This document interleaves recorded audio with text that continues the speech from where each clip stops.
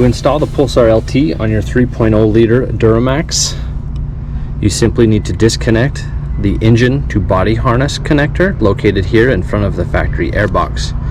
To do so, you'll start by moving the safety, which is the red pin, slide it directly up to disengage, at which point you can depress this lower corner with your thumb, and the slide connector will then slide upwards towards the black connector until it disengages altogether and the harness can be pulled apart.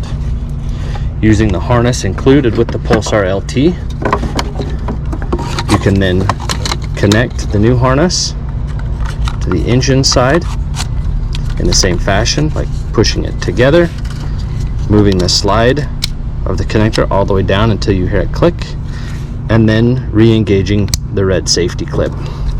You will repeat this process on the other side of the harness by sliding it together and then sliding the outer connector down until you hear it click, again re-engaging the red safety at the top. This completes the harness installation, at which point you can move on to installing the Pulsar LT module itself by simply plugging it in until you hear it click. There are also some double-side Velcro that can be attached to the back of the box so that it can be safely mounted to the top of the airbox, around to the back of the airbox, or even the supplied zip ties can be used to attach it somewhere else near the airbox if you're running an aftermarket air intake system. At this point, we can move into the cab and start with the setup of all of the settings for your particular application. Okay, with the Pulsar LT now installed under the hood, the harness is connected, the module is mounted, we can now move into the vehicle and start setting up the features of the Pulsar LT. In this particular vehicle, we want to press and hold the engine start button to turn on the power to the vehicle without starting the engine. You'll hold that button for about 5 seconds. The light will turn green on the button and you'll see that your dash will turn on along with your radio. Using the select button on the right side of the steering wheel, we can close out any of our notifications, and we want to be on our digital mile per hour display just to ease with knowing what settings we are entering. So to enter our setup mode for the Pulsar LT, we do that simply by pressing our cruise cancel button. You will press and hold for about 5 seconds and you will see the speedometer sweep all the way up to 140, at which point we can let go of the button and the Pulsar LT is now in setup mode. Now each individual application and the settings will be different, so you will want to refer to your quick reference guide included with the module to know what setting adjusts what features. So in this 3.0 liter Duramax, we want to adjust our factory speed limiter. So to do this, this is setting 1 in this particular truck. Again, it may be different for your gas application. To enter this setting, we want to press the cancel button. You'll see the speedometer sweep and come back to what the setting is. You can see here that our factory speed limiter is set at 108 miles an hour. Now using our cruise resume and set buttons, we can toggle up and down to set that speed limiter at whatever mile per hour we would prefer. Let's say 115. We will press the cruise cancel button again and you will see the speedometer sweep, letting us know that that setting has now been saved.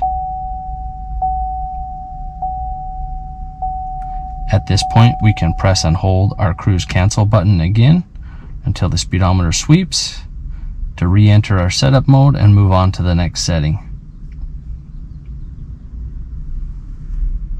Now we will adjust for an aftermarket tire size. In this particular truck, this is setting 3.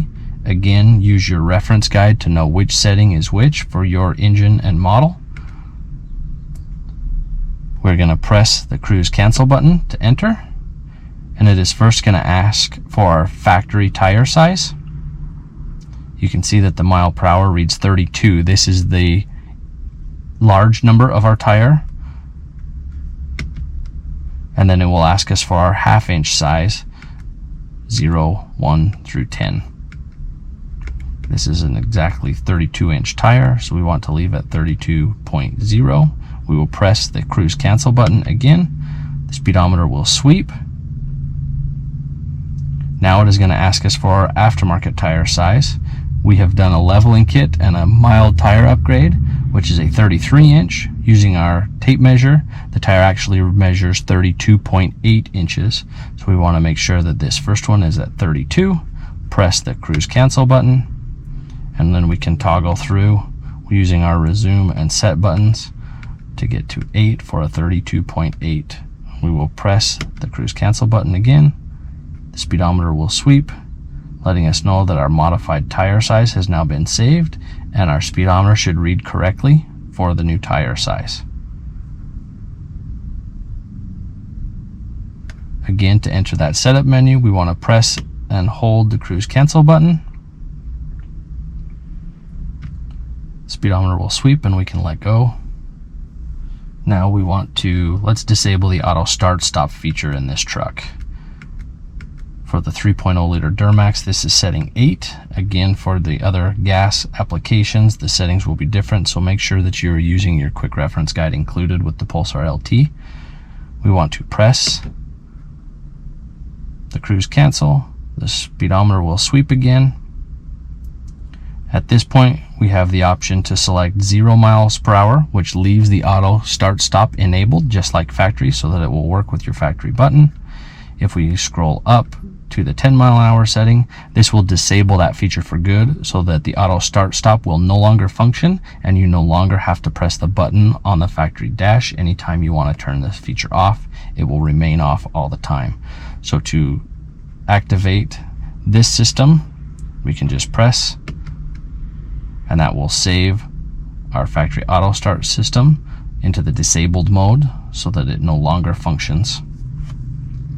The speedometer will sweep back to 0, and we have completed that function.